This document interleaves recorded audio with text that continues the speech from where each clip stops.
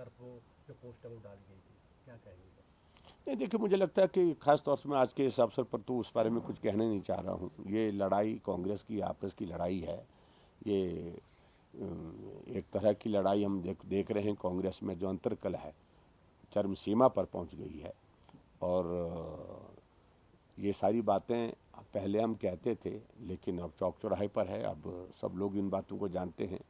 मुख्यमंत्री उप मुख्यमंत्री के आपसी संबंध किस प्रकार से हैं, और कुछ मंत्री किसी के पक्ष में आ रहे हैं, कुछ मुख्यमंत्री के पक्ष में आ रहे हैं कि विधायक सारे जो है वो मुख्यमंत्री के साथ हैं। कुछ लोग कह रहे हैं कि जो ऐसी स्थिति में जो है मुकेश अग्निहोत्री के साथ हम खड़े हैं। तो ऐसा एक अलग से परिस्थिति का एक दौर बना हुआ है हिमाचल प्रदेश में। प्रदेश तबाह हो रहा है, बर्बाद हो रहा है, विकास की किसी को चिंता नहीं है। और कांग्रेस पार्टी अपनी लड़ाई जिस प्रकार से सत्ता के हासिल करने के बाद कुर्सी की लड़ाई लड़ रही है, तो ये जग जाहिर है और ये बहुत दुर्भाग्यपूर्ण है प्रदेश के लिए। विक्रमादित्य सिंह कह रहे हैं कि विपक्ष की साजिश है, जब उनसे कल सवाल पूछा नहीं, गया था मुझे कि लगता है कि विक्रमजीत बहुत कई बातें ऐसी इमेच्योर करते हैं। बोलना कुछ वो बोल जाते हैं, उसके बाद लिपापोती करते हैं। लिपापोती करने की आवश्यकता उनको होनी नहीं चाहिए। अगर वो मुकेश अग्निहोत्री जी के पक्ष में आए हैं, वीरभद्र स्कूल ऑफ थॉट का उनने जिक्र किया है कि आपको साजिशों से डरना नहीं चाहिए, तो उनको स्पष्ट करना चाहिए कि मैंने उनके संदर्भ में क्या है। भाजपा के बारे में मुझे लगता है कि उनके कहने की कोई इस वक्त की ऐसी स्थिति में कोई आवश्यकता भी नहीं है। और हम सक्षम हैं अपनी पार्टी को चलाने के लिए। वो अपनी सरकार चलाएं, अपनी पार्टी चलाएं। ना तो पार्टी चल पा रही है, पार्टी की प्रदेश की अध्यक्षा के समक्ष किस प्रकार के जो है वो वहाँ पर बिलासपुर में संविधान बचाओ कार्यक्रम में कांग्रेस के ही एक नेता ने भाषण दिया और उस भाषण को रोक नहीं पाए। रोकने की कोशिशें हुई, लेकिन उसने ना मुख्यमंत्री को छोड़ा, ना सरकार के मंत्रियों को छोड़ा, ना ही प्रदेश के अध्यक्षा को छोड़ा। यानी कि खुलेआम उस व्यक्ति ने वहाँ पर इतने गंभीर आरोप लगाए हैं। और पर्टिकुलरली एक कम्युनिटी का होने के बावजूद उसने इस बात को भी बड़ा स्पष्ट कर दिया कि हम किसको वोट देते हैं, किसको नहीं वोट देते हैं। क्या हिमाचल को भी कोई समीक्षा करने की ज़रूरत है?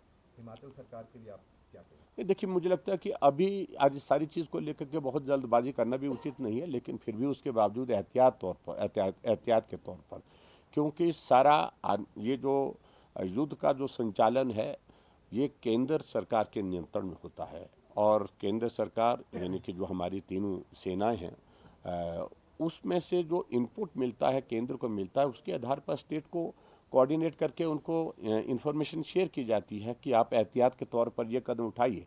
और मैं समझता हूँ कि प्रदेश सरकार जिम्मेवारी के साथ वो सारे कदम उठाएंगी नागरिक की सुरक्षा के संदर्भ में। और उसके साथ साथ वो एसेंशियल जो कमोडिटीज़ हैं उनकी उपलब्धता सुनिश्चित रहे, और किसी तरह का आतंक का एक माहौल, डर का एक माहौल जो है वो समाज में ना हो, इस बात को सुनिश्चित करने के लिए प्रदेश सरकार भी कदम उठाएगी। सर हिमाचल में सोशल मीडिया पर काफ़ी घमासान चला हुआ है। इस चीज़ को लेकर के जब आंकड़ा देखिए, ये आधिकारिक आंकड़ा आर्मी की ओर से आना चाहिए। इस पर कोई हमको कोई बात करनी ही नहीं चाहिए। पाकिस्तान भी, क्या आपको क्या लगता है वो भी देखिए, जवाबी कार्रवाई? इस बात को आप मान करके चलिए कि पाकिस्तान एक ऐसा मुल्क है, ऐसा देश है जो जिम्मेवारी के साथ कोई काम नहीं करता है। उसका काम जो भी होता है गैर जिम्मेदाराना होता है। और तो ख़ास तौर से जो अनप्रोफेशनल तरीके से वो सारी चीज़ों को सोचता है, करता है। इसलिए उनसे कोई ऐसी हम सोचें कि हमको अब उम्मीद नहीं है। वो दहशत के कारण और तनाव के कारण और उसके साथ साथ में इस बौखलाहट में ऐसी कुछ हरकतें करेगा निश्चित रूप से, क्योंकि बॉर्डर एरिया में मैं देख रहा था, सुन रहा था, रियासी, सांबा, अखनूर में लगातार जो है एलओसी में जो सीजफायर का जो है वो उल्लंघन हुआ है, लगातार फायरिंग हो रही है।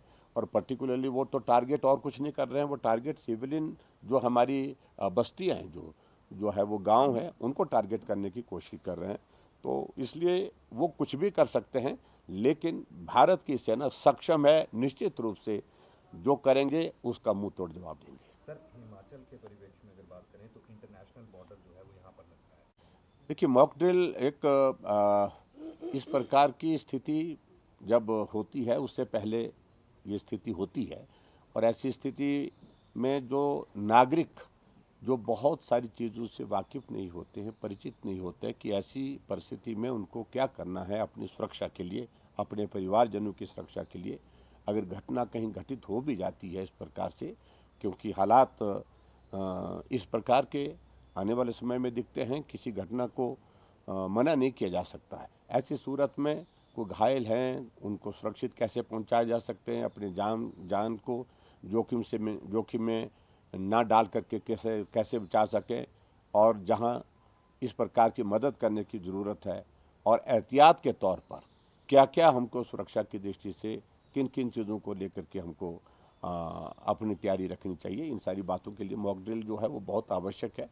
और मॉक ड्रिल तो आज है, लोग सोच रहे थे कि मॉक ड्रिल तक कुछ नहीं होगा, लेकिन उससे पहले ही जो भारत की सेना ने पाकिस्तान को मुंह तोड़ जवाब दिया है, और इसके लिए मैं बहुत बहुत बधाई देता हूं। मैं देख रहा था कि मैं अभी जो ब्रीफिंग सुन रहा था, जो बहावलपुर पाकिस्तान के अंदर है वो 100 किलोमीटर दूर है जो बॉर्डर से, और 100 किलोमीटर दूर तक भारत घुसा है।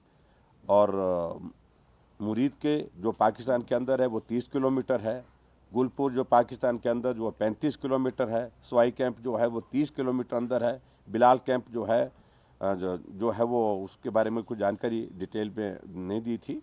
जो कोटली है वो 15 किलोमीटर अंदर है, बरनाला कैंप 10 किलोमीटर अंदर है, सरजाला कैंप जो है वो 8 किलोमीटर है, महमूना कैंप जो है पीओके के अंदर जो है वो 15 किलोमीटर है। और इसमें से कुछ जगह पाकिस्तान के अंदर है, जो ख़ास तौर से जो बहावलपुर जो है, जो पाकिस्तान का बहुत बड़ा एक शहर भी है और केंद्र भी है, जहां बड़े स्तर पर जो है वो जो टेररिस्ट को ट्रेनिंग दी जाती थी, और उसके बाद ट्रेनिंग करने के साथ साथ में उनको जो इस प्रकार से सारा तैयार करके जो भारत की सीमा में इस प्रकार की घटनाओं को अंजाम देने के लिए किया जाता। तो इस बात को लेकर के आपने ब्रीफिंग में देखा होगा, अभी जो सेना की जो ब्रीफिंग हुई है, ये पहलगांव तक ही सीमित नहीं रह गया। पहलगांव के आतंकवादियों ने जहाँ से ट्रेनिंग ली उसी कैंप तक सीमित नहीं है, चाहे वो 26/11 की बात है, चाहे वो सर्जिकल स्ट्राइक की बात है, चाहे वो पुलवामा अटैक की बात है, चाहे वो अलग अलग घटना जो देश के अंदर इस प्रकार से घटित हुई है टेररिस्ट की, जहाँ जहाँ से ट्रेनिंग उन लोगों ने की थी, जहाँ जहाँ उन लोगों को तैयार करके भेजा गया था, उनमें से 9 ठिकानों को तबाह कर दिया।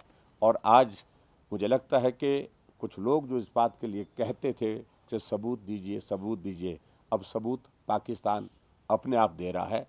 वहाँ की वीडियो आप देखें, बहुत तबाही हुई है वहाँ पर। तो यही मुझे आप सबके बीच में कहना था।